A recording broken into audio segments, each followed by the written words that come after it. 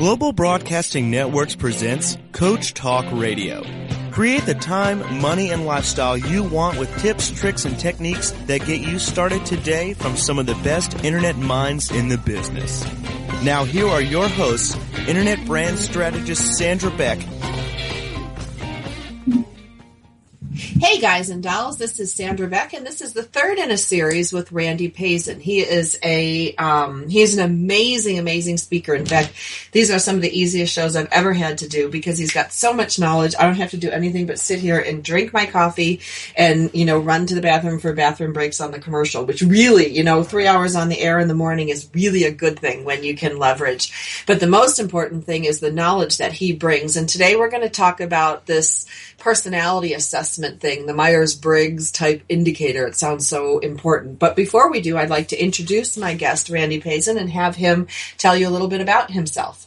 Well, thank you, my friend. So my name is Randy, and it's kind of fun to be here today and talk about a very interesting personality assessment. So you want a little bit about my background? So currently I work for a top-tier defense company, but we've started speaking outside of the corporate world and bringing some of this information to people in smaller businesses as well as larger businesses and governments and municipalities, because we're finding that a lot of people don't get this type of information, especially about what we're going to be talking about today, which is personality assessments. Because generally these things, if you were to go out and ask someone to come in and do it, it could be $4,000, $5,000, $10,000 to have somebody come in and really do a good job, someone who's qualified and certified to talk about this stuff. Why do you do this? Why do you need to know my personality? Well, I don't need to know it, but teams and team leaders benefit by understanding each other and their idiosyncrasies and why certain things might turn Sandra on and those same exact things turn me off, or why Sandra might behave one way in a situation and Randy would behave a completely different way in that same exact situation. And for teams and leaders, when you understand those uniquenesses about people,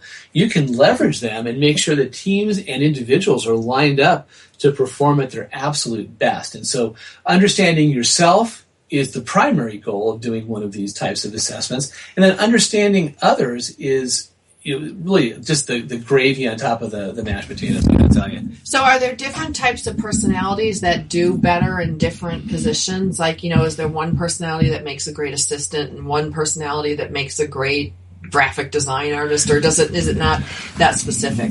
It can be that specific. And, with me, I have a military background. And so what's interesting about that is, officially, are assessments like this used to weed people out? No, but you could look at a team and say that team has a hole or a deficiency in a particular area that they need. I'll go into that a little bit later when we go into the different components of these things. But so, for example, I'll just give you a quick one because you asked the question. So if we look at this one, this Myers-Briggs Type Indicator, which is one that's been around forever. It started in World War II. It's based on the research of Carl Jung, and then there was a mother-daughter team that came in and accentuated that initial research.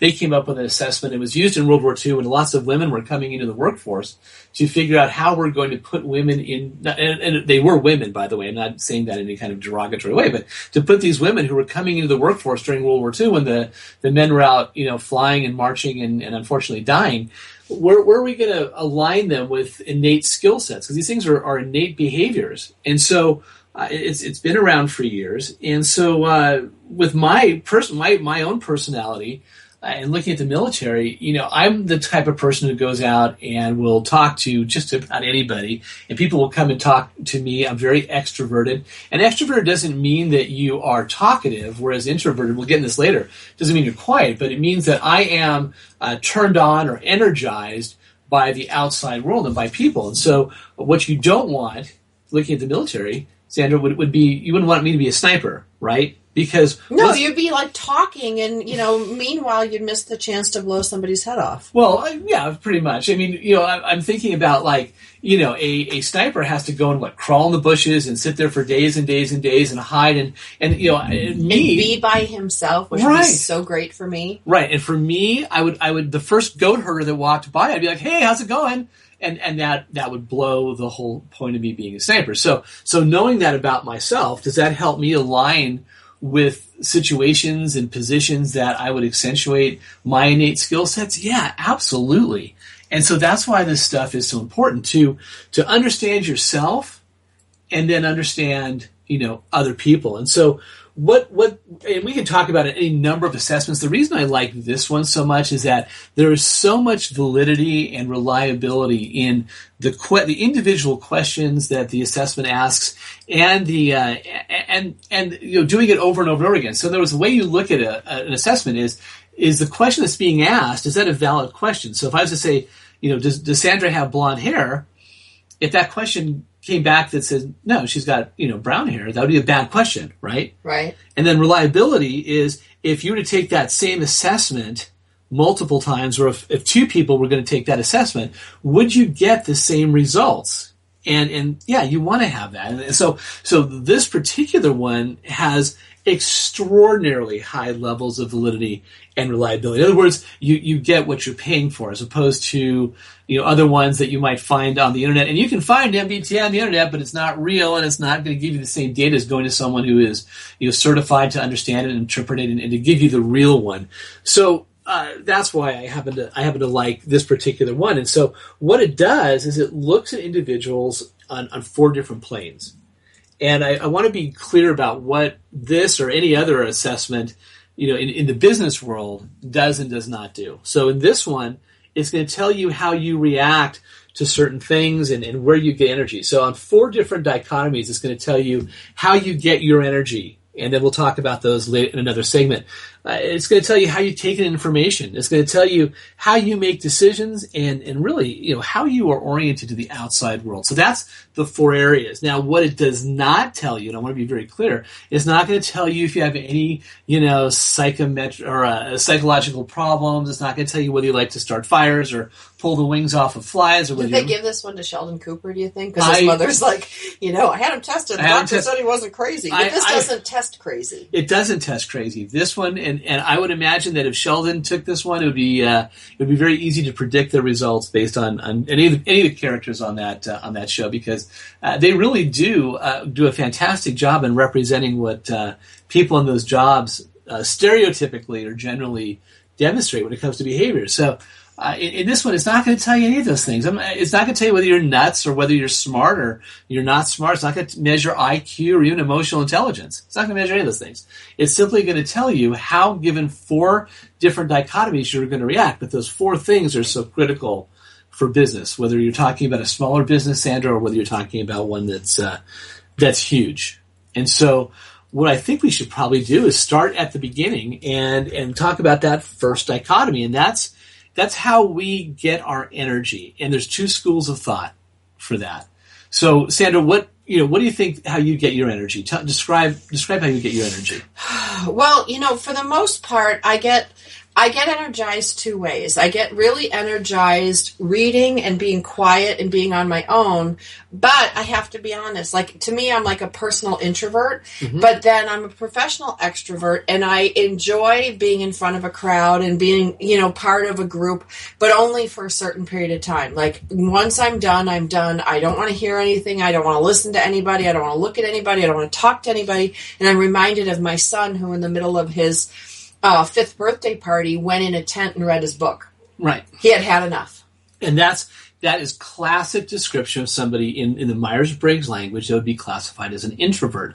Doesn't mean that you're quiet. It just means that you like to get your energy from self-reflection, inner thoughts, and you actually mentioned reading and listening is one of the classic ways. If you were to describe a perfect weekend, it would probably be reading, a newspaper or sitting alone by the pool, reflecting on. But not all the time. Can we be both introvert and extrovert? And that's the absolute perfect question, because yes, you can. For some people, it's very, very situational. Now, it depends on how clear you are on that scale. It's a dichotomy. It's either the left or your right.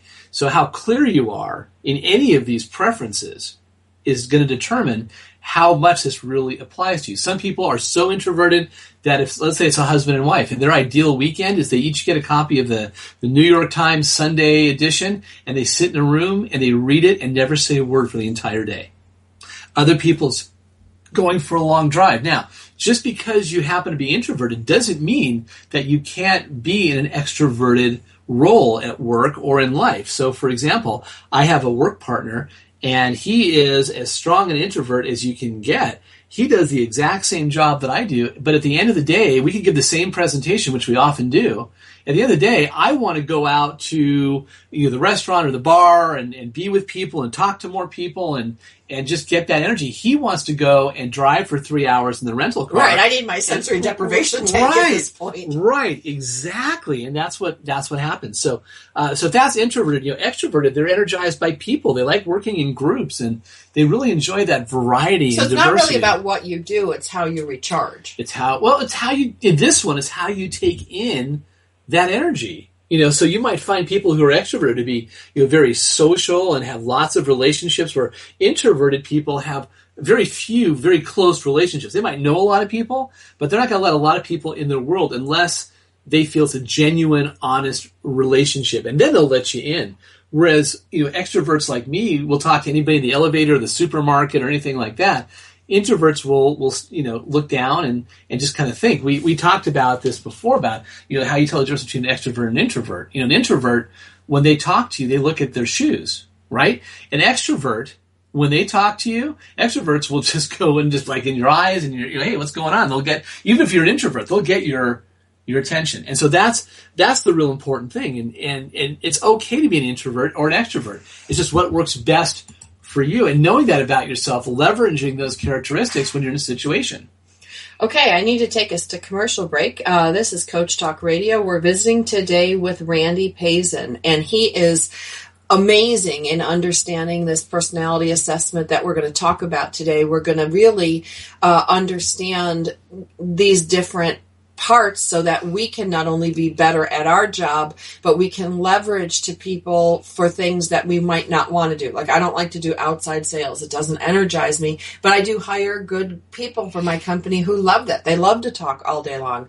When we come back from the break, we're going to talk about these dichotomies that Randy talked about, and then how they apply to us, and where can we figure out where we are on this continuum without spending a fortune. We'll be back after the break.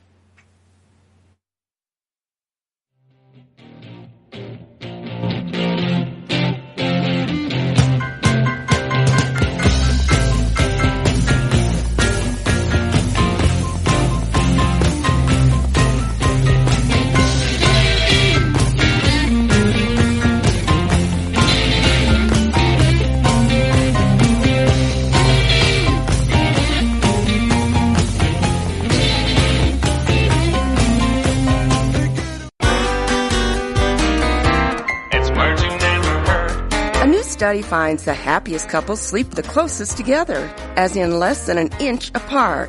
A survey of 1,000 couples found that 86% of those who kept such close perimeters reported they were satisfied with their relationship. Only 66% of couples who slept 30 inches apart or more reported being completely happy in their marriage. What's the word for getting up on the wrong side of the bed? Metutalipia. Another predictor of relationship happiness is touch. While 94% of couples who made physical contact throughout the night reported a happy relationship, just 68% of couples who kept their distance did the same. What's the word for the semi-conscious state between sleep and wakefulness? Hypnopompic. It's words you never heard. I'm Carolyn Davidson, and you can have fun challenging your words you never heard vocabulary with my free app, Too Funny for Words. Hiya, kiddies. Sergeant Mambo here, reminding you you're listening to astronetradio.com.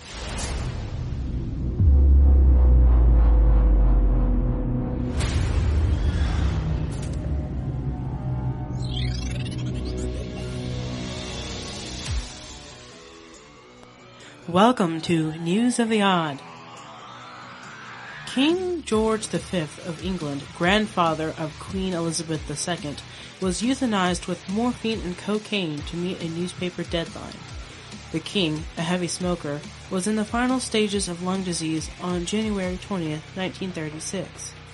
His death was imminent. The date of the state funeral had been set, and the London Times had been instructed to hold the presses. A death announcement would be coming up soon. But that night, as the newspaper's deadline loomed, the king still held on. The king's doctor, who saw that the king's condition might last for many more hours and disrupt the arrangements, decided to euthanize him so that the morning papers could still make the announcement that the king was dead. Stay tuned to astronetradio.com for more news of the odd.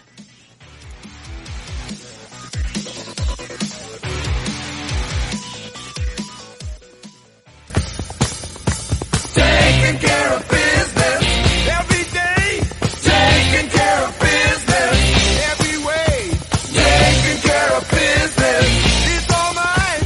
Taking care of business. Working overtime. Woo! Taking care of business. Taking care of business. Hey guys and dolls, this is Sandra Beck and this is Coach Talk Radio, and this is the third in a series of shows with Randy Pazen, and we are really talking about personality assessment today. And this is something that I find very interesting because I love all the Cosmo quizzes, I love the glamour quizzes, and this is like the Cosmo quiz for business. I don't know if you ever find this one in Cosmo, but if you do, take advantage of it because these things cost a ton of money out in town. So what we're talking about today is one of the I don't want to call it a classic, but it's been out there for years and years and years. And it's called the Myers-Briggs Type Indicator. And while for me, whether I'm working in the outside company or within the large corporation that I work for, when people ask for team assessments, this is the one of two that I generally recommend because it just has such a rich history. It's so applicable. It's not too much. People can get their hands around it. And I think that's important. You can take these assessments and get so much data, and it's overwhelming. You can't do anything with it. This is very simple. It's 4 dichotomies. The first one we've already talked about, and that's how you get your energy. And that's So tell me the 4 dichotomies because I'm writing things down, and I know our audience is too. Well, the first one is what we call extroversion and introversion. Okay, so extrovert versus introvert. Right, and that's really what we are looking at today, or in the first segment. Right? And I think most people, especially they've been in business enough, they know where they fall in that.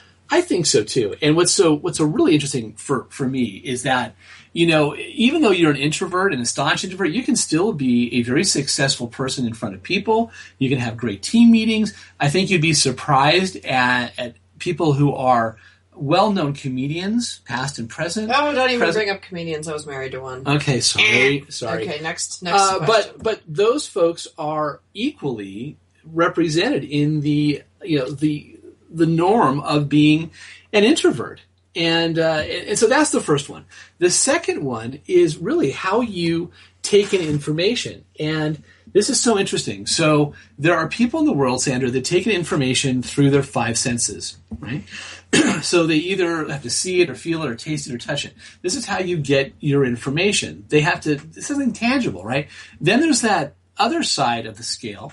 And those are the people who take in information from this gut feeling, this sixth sense. They're the people who are in your world that when you walk by, they'll say, I can tell something's wrong. What happened this morning?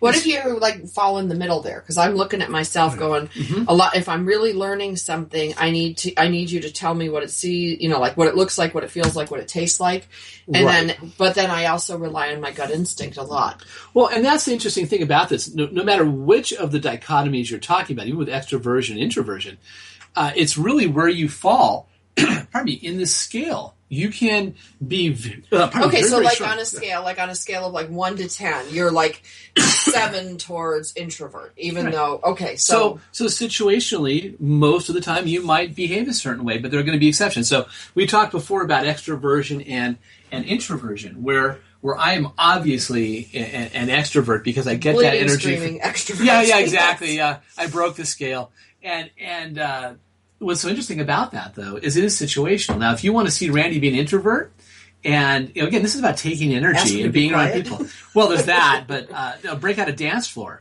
and then wow, Randy will demonstrate the behaviors of an introvert, and I'll just cloak myself. You won't even see it. It's amazing. I'll just disappear. And so that's it is situational, but understanding this about yourself also helps you understand how other people are. So, for example, if I understand what extroversion and introversion is, and I meet someone like Sandra who's an introvert, and she doesn't come up right away and give me a hug when I first meet her, or we don't have this automatic connection and we talk and talk and talk, I now know that Sandra's not stuck up or anything like that. I know that Sandra's possibly an introvert, and it's just going to take her a little bit of time to warm up. And this is equally important when you think about leadership in teams, because, and I was going to get to this in another one, but I'll bring it up now. If I know this about Sandra, and Sandra's on my team, let's say, and I have a team meeting, I say, well, what do you guys think about this particular issue? Us extroverts, we'll talk right over Sandra. And you're sitting there and you're thinking and you're percolating and you've got ideas, but are you going to necessarily blurt those out? No, I mean, sometimes I will if I know the answer right away, but most of the time I'll let everybody in the room blow hot air while I think, and then, because I think extroverts think out loud. Mm-hmm. They think to talk. Or talk to think. Yeah, because I have an introvert and an extrovert as kids, and one of the things my little guy drives me absolute bananas is from the time he gets up in the morning to the time he goes to bed at night, he talks out loud, and he talks through his emotions, his thoughts, his everything that comes. It's like a faucet that just pours out his mouth. And sometimes we don't know what we're going to say until we say it. Right. And that's the scary part. As introverts, you rehearse, you practice, and then you might get the words out. Or you think about it, and you think about how is it going to be received? How's the best way to say this? Should I say it? And here's the danger in that for organizations. While you're doing that, us extroverts are railroading right over you. And we'll go on to the next topic. Right, because you guys get to the wrong place faster. I get to the wrong place because I made a bad decision.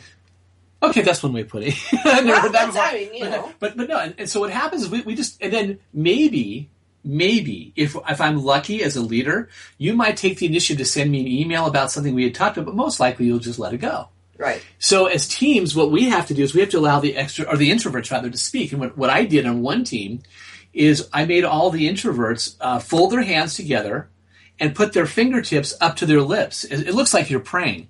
And it worked great because then we would ask something, extroverts would assume the position, introverts would be allowed to talk, except we had a very senior leader walk into one of our team meetings and was so embarrassed because they thought that we were praying and she interrupted us, and it was horrible. Yeah, maybe use the finger like this. Yeah, it was bad. So the thing with this, though, so now we know that there's some people who have to see things and they're very tangible. Others have that gut feeling and they make decisions that way. And so, if I was to ask you, for example, to describe an object, let's say that object was an apple. People who are on the sensory side of this thing and not the intuitive side of it, people who are strong on the sensory side, they're going to say things, well, it's red and it weighs so many grams and it has 5 little points on the bottom of it and it has a stem and it has a UPC code on it. People who are more on the intuitive side of things, they're going to say things like, well, William Tell, America, apple pie, it tastes good. No, that's so funny because I was like red and tastes good. Yeah. And I would ask you, well, how do you know it tastes good? Well, I've had one before. That's the answer, right? And so that's the whole way of understanding how different people think. And so when you're aligning people with projects, do you want the person who's laser focused on what's in front of them and the data, or do you want the person who might be able to see over the horizon and the possibilities? So let me ask you, do you think, because I look at this thing and I go, okay, a lot of it depends on whether I wear my leadership hat or my employee hat. Because in different teams, I play different roles. In different projects, I might be the project leader or I might be the person that's building a component. So when you switch roles like that, does my vision changes?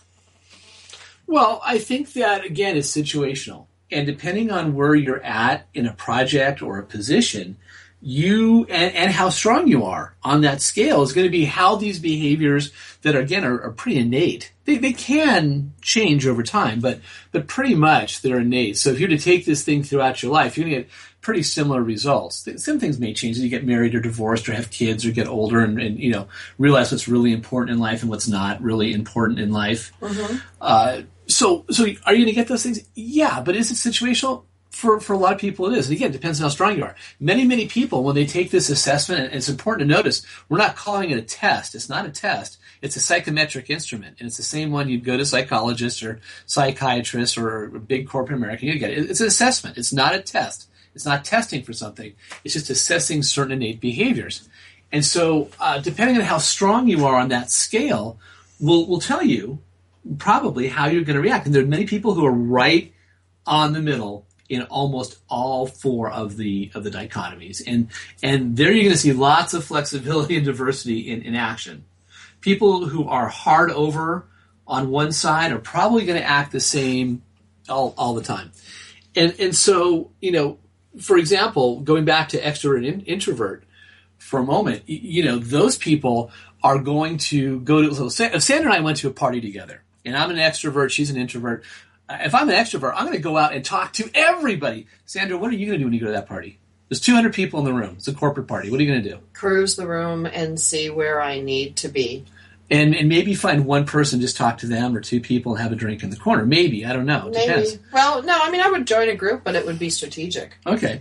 Now, if we had to leave the party because we went together, if you wanted to leave that party at 9, what time do you have to tell me it's time to go? 9 o'clock. It's time to go. Okay, do you think that's going to work because I'm an extrovert? No, because you're busy blabbing. And what do I have to do before I leave that party? Say goodbye to everybody. And if I don't say goodbye to everybody, I'm going to be in the car texting them, right? So yes. You got to tell me at 8 o'clock it's time to leave at 9 o'clock. Right? That's funny. Now, do teams need both extroverts and introverts? Yes, they do, because they balance each other out in the way that they think. Same thing with people who are strong in sensing and intuition. We need people who can see the today and people who can look up over the horizon. And when we get back from our next break, we can talk a little bit more about this one and the next dichotomy. Thank you, Randy. This is Sandra Beck. This is Coach Talk Radio. I don't even need to host my show anymore. You can just take over. That's the typical extrovert. Sorry. You could just take over and bring us to commercial break. Would you like to read my voiceovers? You probably would be really good at it. And, that's the funny thing about knowing what we're good at and why and how and what opportunities might present to us in the future as we grow and change in our careers. We're talking today about the Myers-Briggs Type Indicator personality assessment and kind of the different continuums and where we fall and what it looks like. For those of you that are interested in learning more about this, you can contact Randy Pazen. The easiest way is to find him on Facebook under Pazen. When we come back from the break, we're going to talk more about the four dichotomies and how they affect us in our typical workday. We'll be back after the break.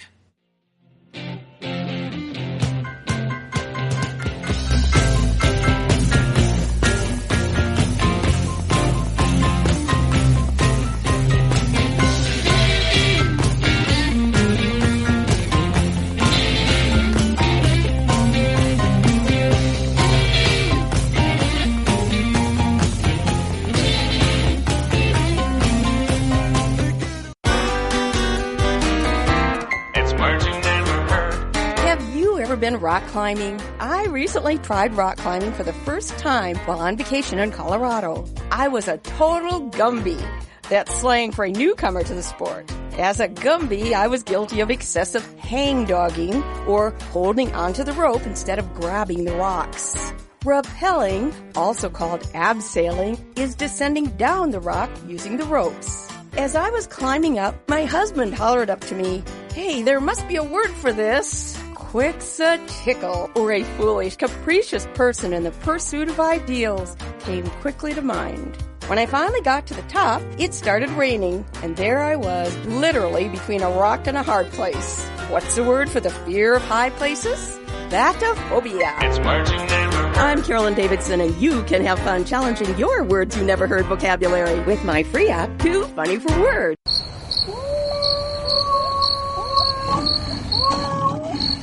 When the critters get restless here in the apple tree of weirdness, there's only one thing that calms them down. It's the sounds of astronetradio.com. It's the Fitness Minute with fitness expert Annette Hammond. If you exercise vigorously on a regular basis or are a competitive athlete, chances are you will have to deal with an injury at some point.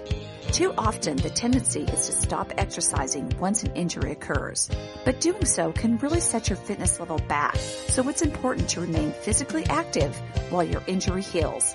Harvard Health Publications recommends that even if you have an injury, you should continue being physically active. If your injury is in your arm or upper body, you can still continue with aerobics and lower body strength exercises. If your injury is in your lower body, like your knee or hip, aerobics may not be possible, but you can lift weights with your upper body. While the injury is healing, be sure to keep up with daily stretching so that your body does not get tight. Follow the physical therapist's instructions and don't do anything that would hinder the healing. I'm Annette Hammond. Taking care of business every day. Taking care of business every way. Taking care of business. It's all mine. Taking care of business. Working overtime. Woo! Taking care of business. Hey guys and dolls, this is Sandra Beck and this is Coach Talk Radio, and we are visiting today with Randy Pazen. We are talking about personality assessments, and we're kind of giving you the 10-cent on-air version of how to use any assessment. If you find out you're more introvert, extrovert, how you take in information. Most of these assessments are really out of everybody's price range, but we can learn some things. But you said not through us, so what does that mean? So what's interesting about this is, and Sandra will mention this, I'm sure, later, is that, in addition to working for the large company, a friend of mine and I started this small business called Two Trees Leadership Training. And the whole premise behind that is to bring these things to people who either don't have the time or can't afford them in their regular job. And so whereas if you were to go out in town, this assessment would cost you a whole lot of money. I mean, we're talking upward, it could be in the hundreds of thousands. I've heard everything up to $4,000 a person. I find that very hard to believe, but there's only, it can happen. If people, and I'm not trying to market or plug, but if you're interested in this stuff and you want to reach out to us, I'm not trying to market, but if you want to reach out to me on Facebook or LinkedIn or anything like that, get me a message out there. We do it for a ridiculously low amount of money. We're kind of giving it away, but the whole premise of us doing this business is to bring this stuff to people who really don't have the time or can't afford it in their careers. So it's fun. It feels philanthropic, to be honest with you, but it's a good thing. Well, isn't it in alignment with why I do radio? I want everyone to have access. I want equal opportunity access to education. I don't want it to be just for corporations or the elite or people who can pay for it. Because growing up, I couldn't pay for it. There you go. But I will plug Northwestern and thank them for putting me through my undergraduate and graduate degree, because without their grants and support and scholarships, I wouldn't be where I am today. So I'm just going to plug Northwestern for a minute. There you go. Okay, so we have these four dichotomies. Where are you on the continuum between introvert and extrovert? How you take in info. Are you on the see, feel, taste, touch side or on the gut instinct side? Right. So what's the third one? Well, the third one is really kind of interesting. It's how you really kind of come to decisions. And it's whether you make decisions more with your head or with your heart. We call this one thinking, or it's thinking or feeling. And so with all this, you give yourself a letter. So an extrovert and introvert, you're either an E or an I. On the sensing or intuition, you're either an S or you're an N. And you would say, Randy, but intuition starts with an I. Yeah, well, we already used the I and the one above it. So, okay. I'm still on thinking and feeling. So I know. Before we get into these other things. Well, no. These are the first two. Now, the third one we're talking about right now is thinking and feeling. So you're either a T or an F. Now, thinkers make decisions with fact, with their head, what's best for the organization, what's best for the company, how are we going to survive. Now, people who are feelers, what do you think they make decisions based on? Does a feeling. So but what comes first? Like, I'm just going to tell you, I sit down when I have to make a big decision. I sit down and I make the pros and cons list. I make what the benefit is for everybody, what's the overall good, all this stuff. But then I make a decision on that, like an A-B decision. I'm like, okay, I'm going to make this decision. But then I actually sit with it and see how it feels. So the actual final decision making is what my gut tells me, but I have to go through the thinking process first. Okay, so what's interesting is you described a couple dichotomies right there. The first one is you're talking about how you go through the decision making process. To me, that sounds like you're making the decision with your head. And not like, so for example, let's take the most horrific decision a leader has to make, and that's layoffs, right? Thinkers in a situation like that. And I'll give you another example in just a second. Thinkers are like, okay, this is the best for the company. It's business. It's how it is. It's not personal. Feelers, like me, are like, oh my God, I'm going to put Sandra out of work. Well, see, and I would go on this matrix of going, okay, who needs the most money? Who needs the least money? Who's been here, the seniority? There's all these different things. Who do I like? Who do I not like? Who's good for the team? Who's not good for the team? I kind of go through those things, and then I make my short list. Right. But then at the end of the day, the final decision maker is what my gut tells me. Okay.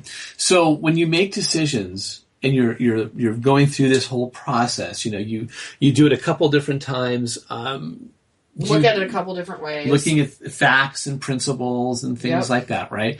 That's really indicative of a thinker. If you look at those types of behaviors, feelers, on the other hand, there's so much to this. They look at, their feelings when they make decisions. They look for fairness. They may overextend themselves. So you may be kind of in the middle of that dichotomy. It could be interesting for you to take this assessment. Well, yeah, because I'm a waffler, and and I think it depends. Like I think I'm a thinking decision maker, but then the swing vote. Mm-hmm. Like if I'm not sure, but I have to sit with a decision for a few minutes. I just don't shoot from the hip. So let me ask the people in the audience who can't respond, but how many of you think we should give Sandra just a little test right now to see if she's a thinker or feeler? Okay. Wow, I'm seeing close to 1 million people raising their hand right now. So, wow, because I'm intuitive. Okay. And so I'm going to give you a situation, Sandra. Now you are, and you have kids. Yep. Okay. I know that you have boys. Yep. I'm going to give you a girl. Okay. Mazel tov. So you are now, and you have a daughter. Okay. Okay. And you are also a coach. You are the coach. No, not this kind of coach. Oh. No, you're now the coach of a girls softball team. Okay. Ages 9 to 12. Okay. All right. Now you've just won the state championship. Yep. Okay. You've been invited to go and play at the national game. The national game is in Hawaii. Okay. Now the problem is, you have 21 girls on your team. The national roster will only allow you to list 15. Okay. What are you going to do? I'll cut the girls that we don't need to win. Wow, and that took off a millisecond. And that's an easy one because either you go or don't go. Right, and for that, ladies and gentlemen, that demonstrates a thinker.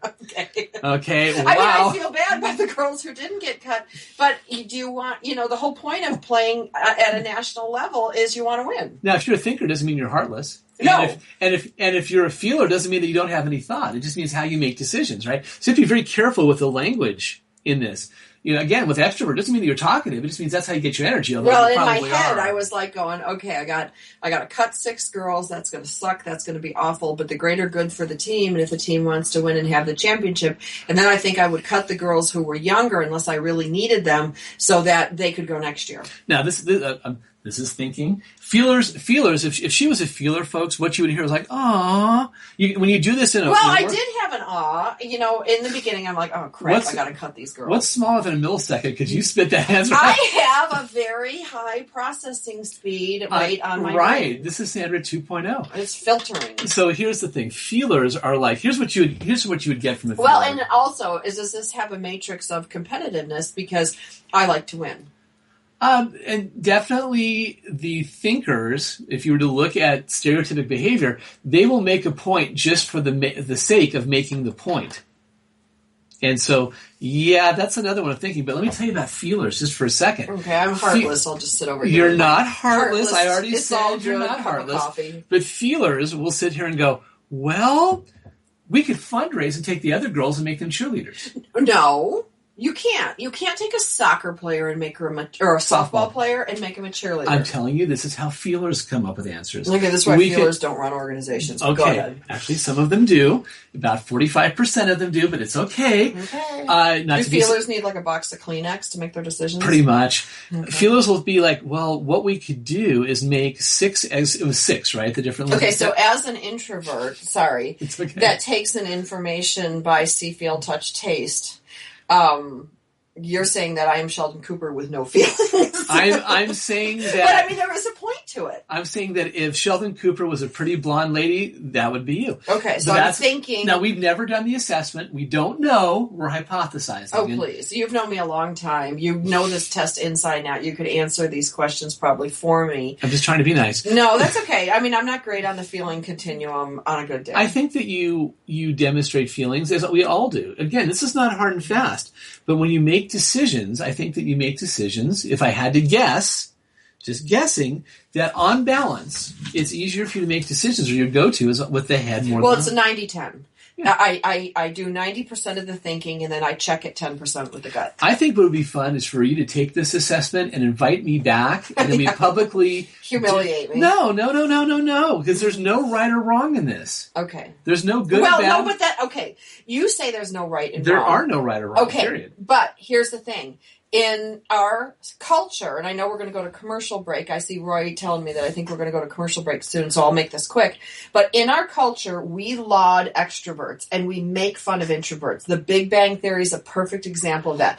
We kind of laugh along with all the nerdy introverts, but the extroverts who are our actors and our politicians and things like that, they get a lot more play unless you're maybe Bill Gates and you got a lot of money to throw at stuff. But we are definitely a pro-extrovert society. I don't know if this is a good example or not, but I love the musical Wicked.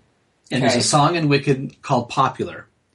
And in the song, she talks about whether people who are popular are necessarily, smarter or greater. No, they're just really great speakers, and they're out there, and not the Sheldon Coopers of the right. Of they're the hugging world. People, they're smiling, making eye contact. But are they necessarily the best leaders? Again, in this assessment, there is no right or wrong or better than worse. No, but we're talking about current culture. People like extroverts better. They're easy, like they're predictable. They walk in and smile. They'll shake your hand. They'll hug you. You'll stand there like a stick, and people will be like, "Wow, you're not very friendly." Even though I'm a very friendly person, once you get to know me. Well, and you could even turn that around and say, that someone is a great surgeon, but they have crappy bedside manner. Yes. And so if you are looking for a heart surgeon, on balance, do you want them to be your best friend or be able to... Right, and I have a heart surgeon. I do not want him talking to the nurses while he's cutting me open on the table. Right. Like, shut up, focus, and do your job. Right. Okay. And so certain things are better for certain situations, like you don't want me to be a sniper. But okay. we're gonna right now, here, I'm going to be like the thinker and thinking, we've got 30 seconds to commercial break. This is the introvert versus the extroverted guest. My name is Sandra Beck. This is Coach Talk Radio. We are visiting today with extrovert expert and Randy Pazen. And I am your introvert radio host who's trying not to take offense to some of these things, but I'm really not. I mean, it is. I get it. People like extroverts better. They don't. Unless you're operating on their heart or your brain. We've gone south. All right, we've gone south. All right, we'll be back after the commercial break. We need to recover. But I think, a lot of extroverts find this stuff offensive.